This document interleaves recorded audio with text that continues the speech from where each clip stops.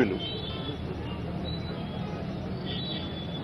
నేను group 1 exam సంబంధించి paper leakage సంబంధించి ఫైట్ చేస్తుంటే ఆ రోజు అరెస్ట్ చేశాను. నేను ముందుగానే పోలీసులు మా ఇంటికి వచ్చి నువ్వు పోతున్నావు అని చెప్పండి.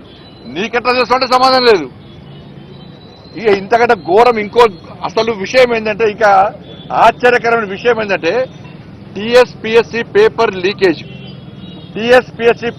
లీకేజ్ కేసును విచారిస్తున్న జడ్జి ఫోన్ కూడా ట్యాప్ చేశారు. హైకోర్టు జడ్జి ఫోన్ కూడా ట్యాప్ చేశారు. వీళ్ళు టీఎస్పీఎస్సీ పేపర్ లీకేజ్ విషయంలో విచారణ చేస్తున్న హైకోర్టు జడ్జి గారి ఫోన్ కూడా వీళ్ళు ట్యాప్ చేశారు. ఇప్పుడున్న ముఖ్యమంత్రి గారు కూడా ట్యాప్ చేశారు అప్పటికి.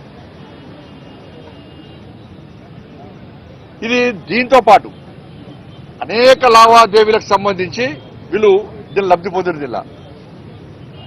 అసలు ఈ ప్రభాకర్ రావు అంటోడు, ఈ రాధాకిషోర్ పెద్ద లఫంగాలు వీళ్ళిద్దరు ఫాల్తుగాలు వీళ్ళిద్దరు. నేను ఈ భాష మాట్లాడుతూ నాకే సిగ్గనిపిస్తున్నది. వాళ్ళు చేసిన భాగవతం లోపల వాళ్ళు చెప్తుంటే వీళ్ళను సమాజం క్షమించదు.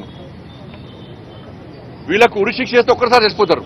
ఉరిశిక్ష చేతి వీళ్ళు క్షణం ఆ రోజు నేను కానీ, మా పార్టీ కార్యకర్తలు కానీ, మా నాయకులు కానీ, ఇతర పార్టీ నాయకులను ఎంత క్షోభకు గురి చేసారో ఈ ఫాల్తుగాళ్ళు ఇద్దరు ఎంత క్షోభకు గురి చేసారో వాళ్ళు చెప్తుంటే విషయాలు చెప్తుంటే నిజంగానే షాక్ గురైనా.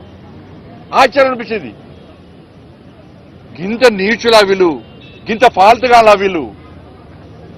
వీళ్ళని వేసింది రేవంత్ రెడ్డి ప్రభుత్వం రాగానే కథం ఒకడు అమెరికా వీకిండు, ఇంకో అరెస్ట్ చేయడానికి గిన్ని సంవత్సరాలు పట్టింది. కాపాడే ప్రయత్నం రేవంత్ రెడ్డి ప్రభుత్వం చేస్తున్నది.